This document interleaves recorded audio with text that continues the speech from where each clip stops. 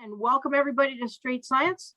So this is an evening science presentation series put on by UAF Alaska Sea Grant here in the office, as well as UAF Northwest Campus.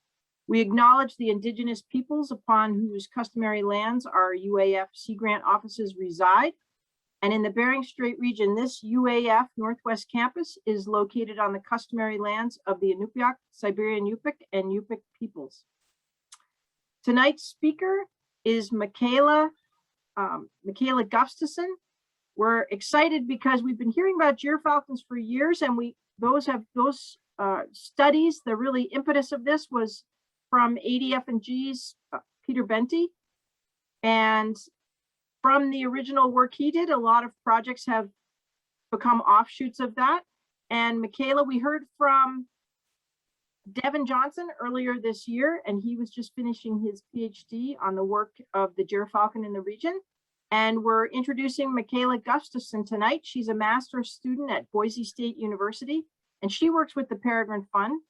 And she's going to talk about her project that lies ahead and kind of what lies ahead for the Gyrfalcon. We, without a doubt, right, it's not a question anymore about change, but she's interested, and the Peregrine Fund is interested in how the Gyrfalcon is going to fare over the next couple of years, and what are some of the deciding features in its life that might keep us in the region. So with that, Michaela, I always forget one thing. That is, we have a caller on the line. I will be monitoring the chat box, but when you're a caller, it's very difficult. So know that, caller, if you have any questions, or we normally wait till the end, or Michaela, does it matter if you have questions during? Oh, no, go for it. Yeah. Okay, so the caller, don't be shy. Feel free to bust in. I will be monitoring the chat box. If anyone wants to text in a question, or I guess you can ask your questions as the presentation's going in this case. So don't feel shy or left out, caller. With that, thank you, Michaela. Take it away. Let's hear what you have to say about the Gyrfalcon. Yeah, thank you. And thank you, everyone, for coming to this talk tonight. So as Gay said, I'm Michaela Gustafson, and I'm currently a master's student at Boise State University, working with the Peregrine Fund on their Gyrfalcon and tundra conservation project. And I'm very excited to share my research and what's coming up with you guys. So kind of to start off, a little background about myself. So I got into wildlife and conservation biology when I was in my undergraduate career. I was at Kansas State University and started working with these little guys, grasshopper sparrows, out on the prairie. Pretty soon after graduating, moved on to some bigger fellows and was working with spotted and barred owls in California on an acoustics monitoring project in the Sierra Nevada that was looking at the barred owl invasion on spotted owl habitat. I spent a while in the desert in Utah running a banding station where caught a lot of pretty cool species, this canyon wren being my favorite.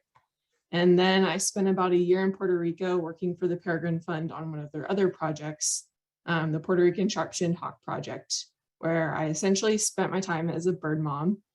So we were hand-raising Puerto Rican sharp-shinned hawks and releasing them back into the wild to help boost the population that had crashed after Hurricane Maria in 2017.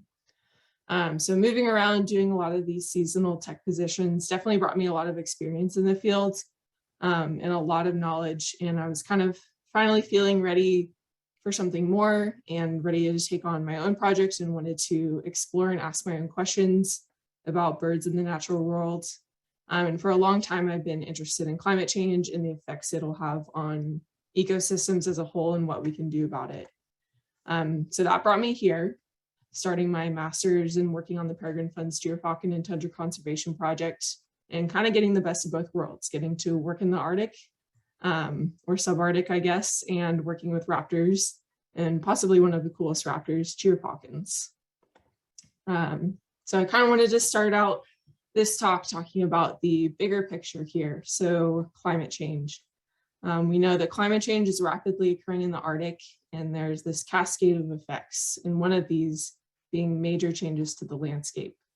So landscape changes can have huge effects on all species in the ecosystem by changing the resources that are available to them and affecting how and where they move across the landscape. So permafrost thaw is becoming a huge factor in landscape change. This thawing is essentially causing the ground to shift, leading to huge geomorphic changes, such as landslides, rock faces falling off of cliffs, that sort of thing. And so this is directly related to cliff nesting raptors like Gyrfalcons. This isn't just an example. This study was done on a population of rough-legged hawks, and it found that the #1 cause of nest destruction over a series of years was because of landslides and other type of mass movements. So you can see here, this picture from their study in that top photo there. You have this ledge which houses this rough-legged hawk nest, and then in picture B, a year or two later, that ledge has completely fallen off the cliff.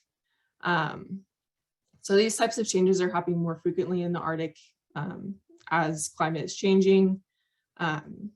And we even had a nest this past year, almost this exact same thing happened to it. So when we first surveyed it in the spring, it was occupied, had eggs, and we returned later, and that entire section of the cliff face had broken off and the nest was gone.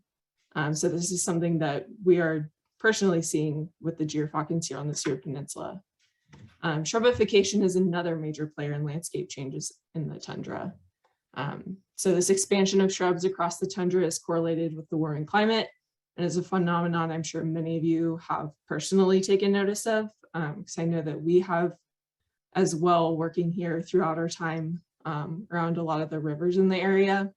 So shrubification can cause changes in the species composition of a lot of plants on the tundra, which affects food availability for some species and can also make movement very difficult for some species as these shrubs become more dense and expand in range. So these types of changes, like I said, have huge impacts on how the entire ecosystem functions, which can lead to a lot of negative consequences.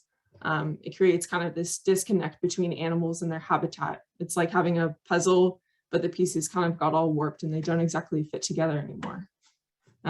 So when trying to understand how climate change is affecting the Arctic ecosystem, why study Gyrfalcons?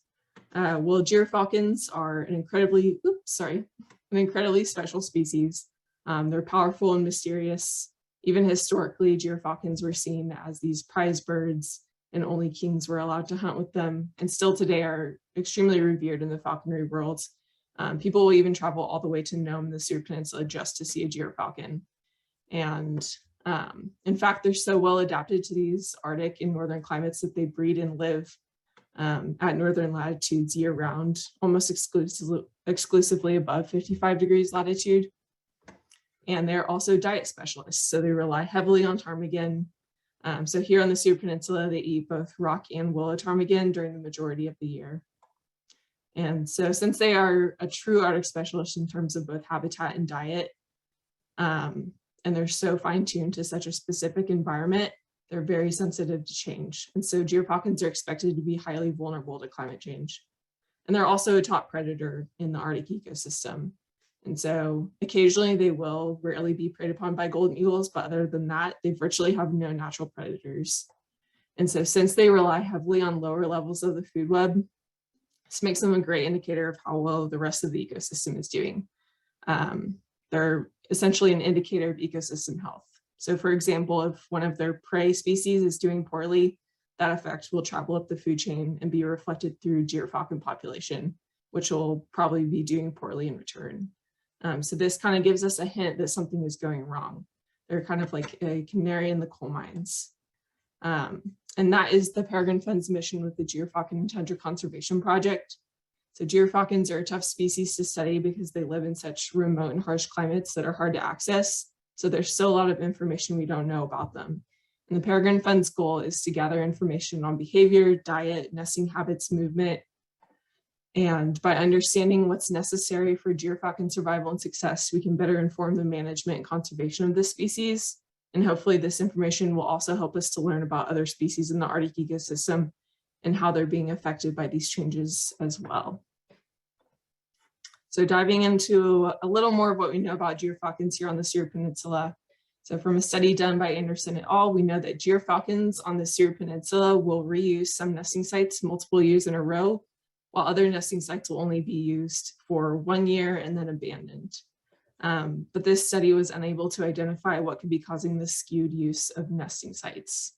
And like I discussed earlier, we know Gyrfalcons rely heavily on ptarmigan year-round, specifically in the winter and early spring when ptarmigan are the only prey species available, and other prey are hibernating or have not yet migrated to the peninsula for the breeding season. But we also know from research done by Robinson et al. That ptarmigan, both rock and willow here on the Seward Peninsula, and Arctic ground squirrels are important prey sources during the summer breeding months. And we do have some preliminary results. Some analysis done by a colleague of mine found that ptarmigan are more nutrient dense than Arctic ground squirrels. So ptarmigan and squirrels, although they're similar in weight, ptarmigan actually have more edible biomass than squirrels do. So Gyrfalcons in theory are getting more bang for their buck by catching a ptarmigan versus catching a squirrel.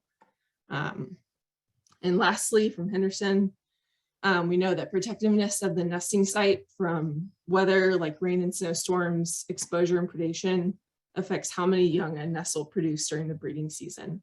So the less protective a nest, the less likely it is for the nestlings to survive. But again, this relationship between nesting site protectiveness and the number of times that a nesting site is used was not looked at. And so we don't know if nesting site protectiveness has any influence on the likelihood that a nest will be used.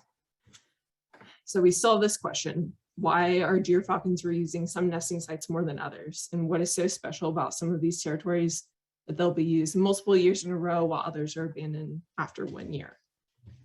I'm going to take another little step back and talk about landscapes again and how they're viewed by animals. So to us, this just kind of looks like a picturesque landscape, but to an animal, all they see are the opportunities for their best chance at survival. So this landscape provides a variety of different habitat types and resources for a number of different species. And from here, I'll go about this in the context of Gyrfalcons. So over here, we have this little band of cliffs, which is an ideal spot for a nesting site where Gyrfalcons can find a ledge or an old stick nest and lay eggs and raise their young. And over here, we have some dispersed shrubs, which is perfect habitat for willow ptarmigan, which in turn is great for the Gyrfalcons living over in this little cliff area because it provides them a source of food for the young they're raising. So we have a nesting site surrounded by prime prey habitat. So let's say this Gyrfalcon pair has been nesting at this cliff for 3 years in a row. Well, why do they keep coming back? Is it because they have a good protective nesting site that has allowed them to successfully raise multiple young each year? Or is it because there's plenty of food around? And it's possible that it could be both of these options. And so this is what I'm looking into specifically in my research, is I'm looking at how important nesting site protectiveness and the amount of prey habitat surrounding the nesting site affect whether or not Gyrfalcons continue to reuse that nesting site. And I do have a few predictions from my study. So my first prediction is that although I think both factors are important for Gyrfalcon survival, I predict the quality of the nesting site is more important than how much prey habitat is nearby. So this is mainly because in the early spring, when Gyrfalcons are selecting a nesting site, there isn't a whole lot of prey available other than ptarmigan. So unless the pair has prior knowledge of the territory and what kind of prey habitat or what kind of prey that habitat will support, they're probably more interested in finding a good protected nesting site. And the only nesting sites that might be available and cleared of snow at that time in the year are probably those that are more protected from the elements. And secondly, Gyrfalcons are known to fly great distances to hunt. So it isn't exactly probably their top priority to have close hunting grounds. But like I said, I still think it's important that prey habitat is important, which brings me to my second prediction, that when it does come to prey habitat, ptarmigan habitat will be the most important. So what this result would kind of look like would be if, say, nesting sites that are reused multiple years in a row are surrounded by a higher percentage of ptarmigan habitat. And I have this prediction because, again, ptarmigan are the only prey available when Gyrfalcon courtship and nesting territory selection begins in the early spring. So how will I be investigating this question? Well, we have a lot of data collection in the field. The first of these being prey surveys. And we use these to collect information about Gyrfalcon prey. So we conducted prey surveys across our study area on the Seward Peninsula for 2 years. This map is from our 2021 prey surveys, so ones that we did just this past summer. I'll zoom in here for a closer look at the methods for our prey surveys. So we conducted these point count surveys in these gridded transects laid out across the study area to collect data for estimating prey abundance. Each point is an individual survey location, and we hiked out to each point and stood there for 10 minutes and counted all the individuals of every bird species we heard and saw, as well as any evidence of Arctic ground squirrels. So whether we saw or heard Arctic ground squirrels. And for the most part, we were solely identifying species by sound. Prey surveys were a lot of fun. We always had a good view, although sometimes the walking wasn't so easy. Like in this video, not sure if it's playing well for all of you. We ran into some slush once all the snow started melting, so it makes getting around a little hard. But other than that, it's very beautiful out on the tundra. And so over 2 years, we've surveyed a total of 916 points and detected over 6,000 individuals of a wide range of species. And this data will be used to estimate the relative abundance of prey and determine what habitat types they use. And from that information, I'll be able to determine the amount of prey habitat within a Gyrfalcon territory. So this is kind of just a little fun fact I thought some of you might find interesting. So this was the top 10 species that we most commonly detected. I want to preface, this has nothing to do with abundance. This is simply the species that we detected the most. So some species are more vocal than others, more apparent than others on the landscape. I'm sure many of you know when you step out on the tundra, the Lapland longspurs and the golden crowned sparrows are just going crazy and are extremely easy to hear. And then the second component of this field work involves collecting information about nesting site characteristics. So in order to determine the protectiveness of a nesting site, there's quite a few different measurements and characteristics taken. So I'm fortunate enough to be able to use data that was collected by Mike Henderson when which he used in his own master's research to determine the protectiveness of a nesting site. This included measuring things such as the presence of an overhang, the size of the ledge on which the nestlings are able to move around on as they're becoming mobile. So kind of the more room they have to move around on, it's a lot safer for them. They're not at risk of falling off and falling down the cliff and not able to get back up to the nest. And then also the direction the nest was facing. So that relates to exposure and how exposed it is to wind and rain. And then also the accessibility to predators, as well as a few other characteristics. And so that's kind of at the point I'm at right now. And so looking forward into the future, I'm going to be doing a lot of modeling and statistics. So through a series of models, I'll determine if and how important protectiveness of the nesting site and prey habitat are to whether or not a Gyrfalcon will ever use a nesting site. So in conclusion, climate change is rapidly occurring in the Arctic, and one of these effects being landscape change. Landscape change has the potential to affect the survival of a number of species, and by studying Gyrfalcons, we can understand how Arctic species are responding to these changes and have better information. And this information will allow us to have a better understanding of how we can manage and conserve the Arctic and its species. I also just wanted to make a quick note that if anyone up there in Nome, if you see a color-banded Gyrfalcon, whether it's dead or alive, it'd be great if you could notify us. If you're able to get a rough location of where you saw it, that would be amazing. If you're able to get a picture of the bird or even tell what the band is, that would be phenomenal. So you can either contact Mike Henderson or myself through these emails, or if you contact the Peregrine Fund, that information will definitely be forwarded to us. And I'm happy to also pass along our information to Gay, so you can get that through her as well. And that is all I have at this point. So if anyone has any questions, I'm happy to open that up to those. The group, open it up to the group. All right, well, thank you, Michaela. That gives us a quick overview of your work ahead. Does anyone have any question for Michaela? I know I've got a couple questions. You can either, oh, wow, you've got a very nice chat. Most visually beautiful straight science talk of all time. Good design. Wow. Oh, thank you. Beautiful photos. So my question is, and maybe because I may not have heard it, but what were the more recent? We just had Devin Johnson talk about food for his Gyrfalcon food for his PhD. And maybe you could you touch on some of his findings as you're going into your project to sort of give us a richer picture? Yeah, I guess I'm not super confidently familiar with exactly what his was. Okay. Enough to be able to explain it in a way that it relates to mine. And mine, I guess my research isn't quite directly as related to what he found. But you're going to be looking at the prey. Yes. So yeah. So mine's more focused on not necessarily what they're eating, but the availability of that food around them.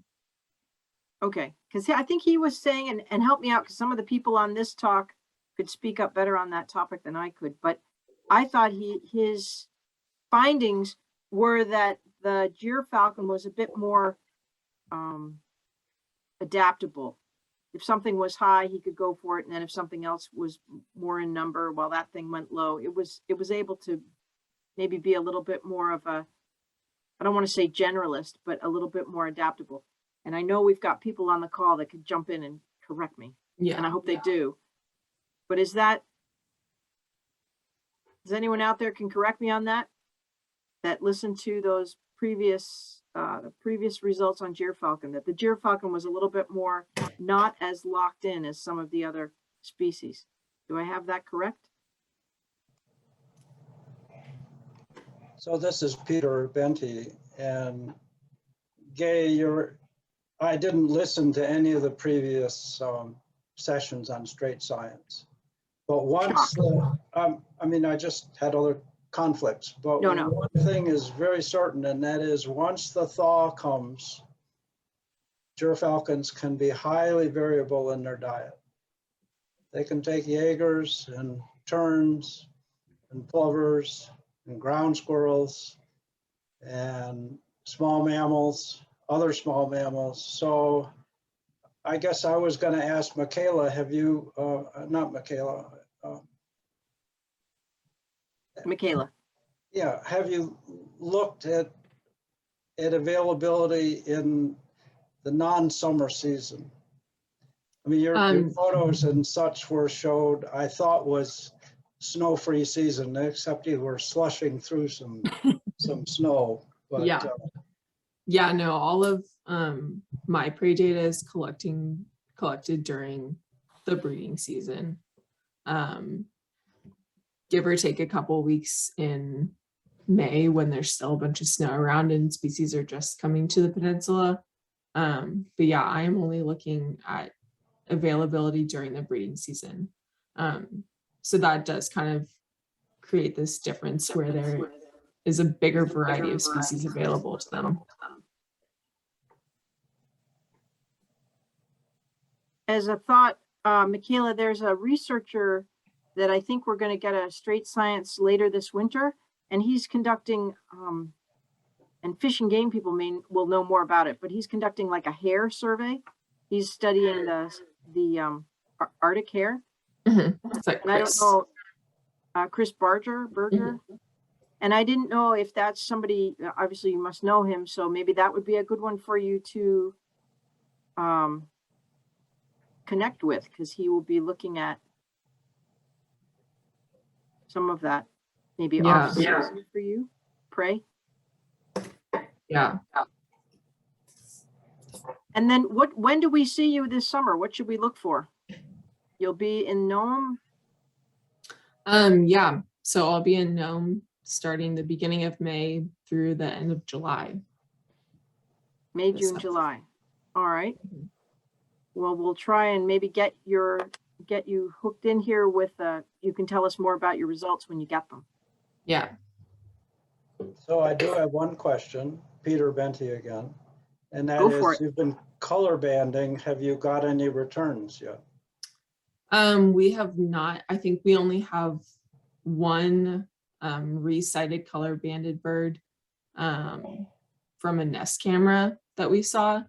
They do come out and trap in the fall, and they have not caught any of the juveniles that we've banded, that we have banded over the summer as nestlings. And from the nest cameras that we do have, yeah, there's only been that one banded bird return to a nest and use it. So there does seem to be kind of a lot of dispersal in the area. Granted, we are only able to put nest cams on anywhere from 6 to 15 nests a season, out of a lot more nests that Gyrfalcons are using that we're just not able to access. So yeah. And then also, Michaela, you may want to make sure you get a contact at Fish and Game for people reporting bans. I think Fish and Game, would be, they're used to helping others and do a great job of that. And also when people find things on land or things to do with the land birds, they typically go straight to Fish and Game.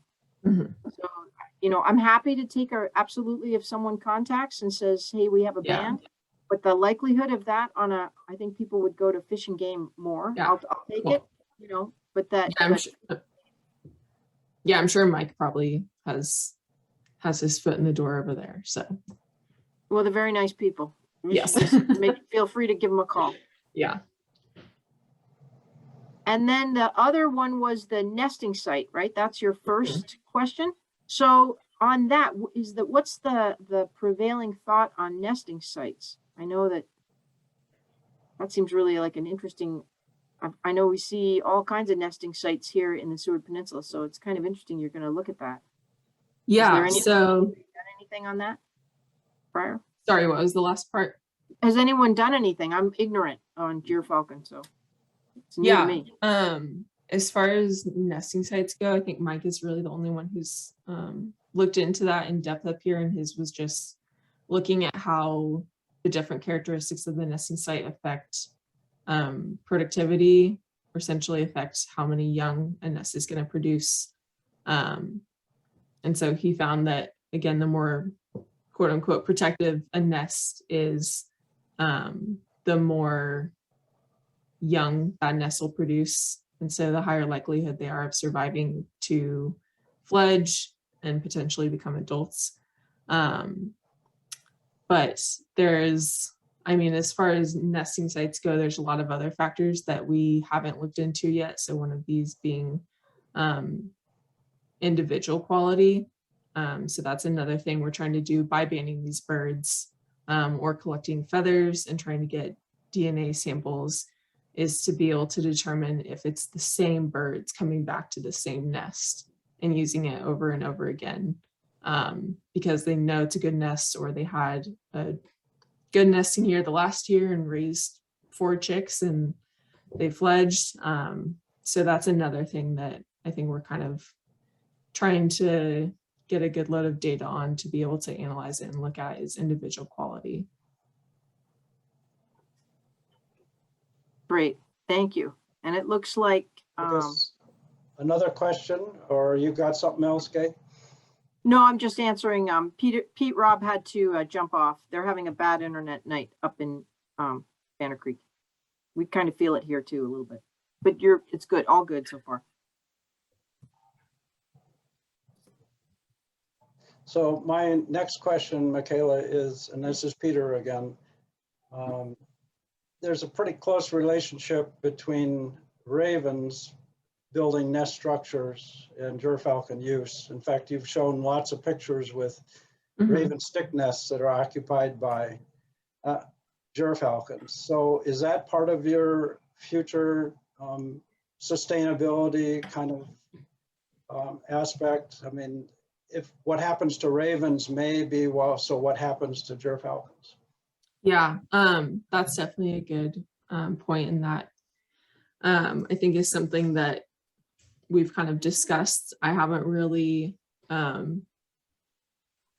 guess, considered going into depth with that in my research. That might be something further down the line that we kind of look at and pay attention to. But that also is a good point, is that Gyrfalcons don't build their own nests. So they're not stick nest builders. They'll reuse old stick nests from rough-legged hawks or golden eagles or ravens. Or they'll nest on just bare ledges or super decomposed stick nests. So they're definitely kind of at the whim of other species when it comes to getting a good nest too.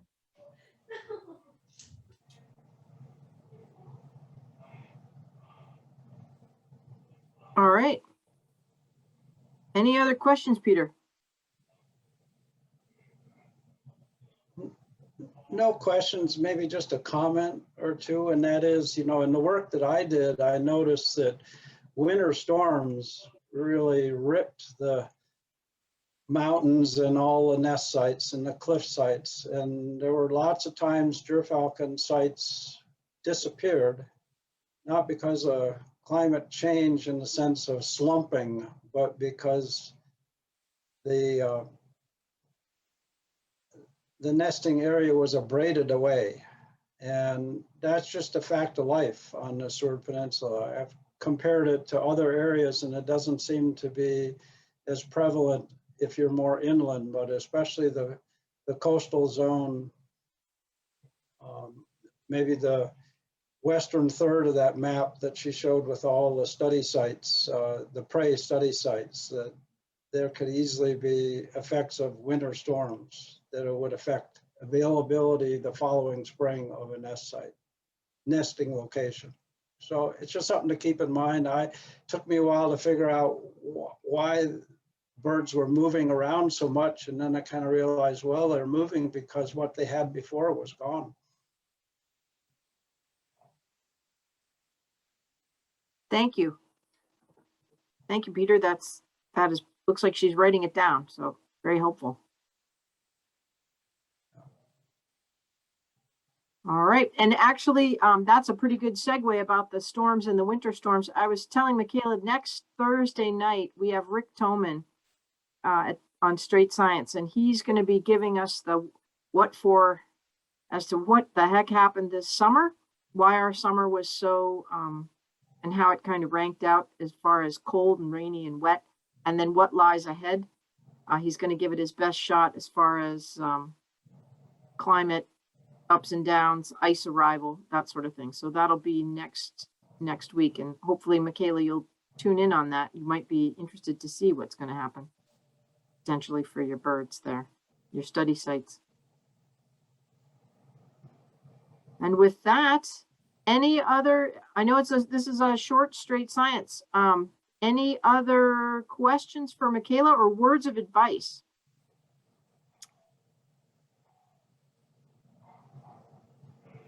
With No words of advice. Peter again. Just very impressive to see the prey sampling locations, a scattergram map that includes the high mountain areas, the open lands and such. That's very ambitious, and it's amazing that you get to those sites on a regular basis. Credits to you and your team. Yeah, definitely a lot of kudos to the other field techs who helped me with that, mainly Carrie Williamson. She was a major help in 2019 and this past summer doing that. So I was aware, consulted a little bit about when some of the initial planning was done a couple of years ago, what would be a suitable sampling regime. And I kind of looked at this strategy that's being used by you and your helpers. And I said, wow, to get that done on the Seward Peninsula logistically will be a challenge, but if you do it, it'll be great. So I'm glad to see that it's done. Yeah. Thank you. I saw one of the dots was in the middle of Salmon Lake. Yeah, So, there are caught some my that we can't actually survey. Yeah, but Well, you could get in a boat, but Yeah, I bet yeah. you'd know what you'd find out there. we considered that. Right. All righty. So there's someone chatted, will there be a recording? There will be a recording. We do record these now, Straight Science, and there's a YouTube channel or on YouTube. You can Google Straight Science, STRAIT Science. And if you type in Gyrfalcon, it should bring up the Gyrfalcon talks that have been recorded to date. So if you missed one of those, Peter, if you Google on YouTube for Gyrfalcon, Straight Science, Gyrfalcon, you should be able to get previous talks as well, if you missed those, with Devin and maybe even Michael Henderson, although I don't know if we got his recorded. That was in 2019. So with that, I heard one a year ago. I did not hear anything earlier this year. So thank you for the reminder about. yeah, and I'll try to send you the link. Yeah.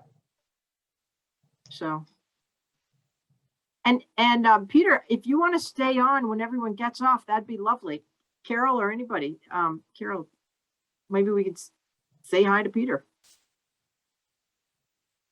So anyway, remember to give, as an audience, remember to give a little love to the speaker. Michaela, you're getting lots of claps, and that's nice. People are clapping for you, and you got a couple of good kudos in the chat box. We're a nice audience, and we hope good for your project, and that we'll see you this summer, and come back and tell us how it went. Yes, thank you, everyone.